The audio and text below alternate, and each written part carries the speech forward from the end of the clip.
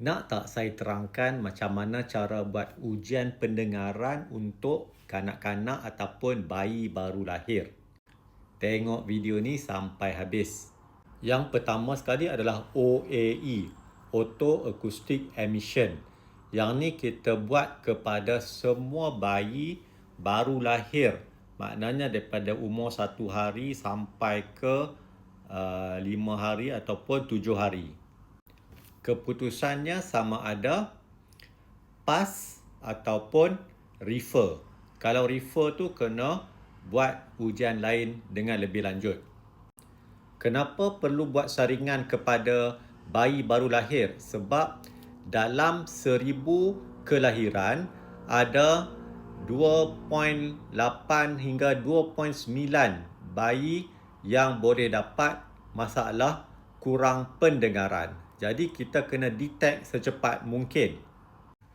Jadi bayi yang di refer ataupun ada masalah kurang pendengaran, untuk nak pasti betul-betul kena buat ABR, Auditory Brainstem Response. Jadi bayi tu kena bagi tidur, kita bagi ubat tidur.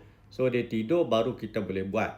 So dia mengambil masa dalam mungkin dalam 15 minit ke 20 minit.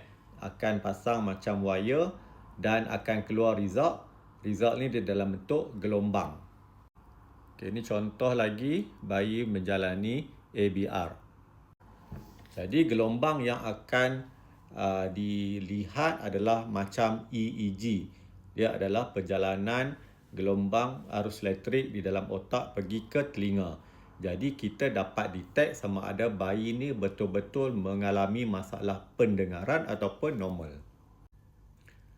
Ada lagi satu test yang lagi detail. Dia macam ABR juga, tapi dia boleh detect kurang pendengaran pada mana-mana frekuensi. Jadi dia lagi detail. Dia biasanya ambil masa dalam 30 minit. Ujian yang lagi detail tu nama dia ASSR, Auditory Steady State Response. Jadi setiap frekuensi tu kita boleh test dia normal ataupun kurang pendengaran. Dia boleh tag serentak dua-dua belah telinga. Semua tu dibuat dalam keadaan tidur.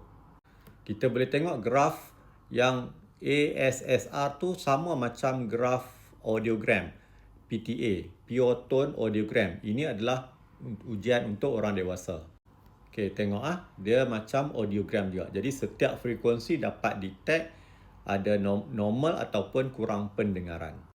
Jadi sekarang ni kita dah ada banyak ujian yang canggih daripada yang simple kepada yang detail. Semua tu untuk buat ujian pendengaran untuk bayi, untuk kanak-kanak supaya boleh detect secepat mungkin anak-anak yang mengalami masalah kurang pendengaran. Okey, semoga bermanfaat. Assalamualaikum.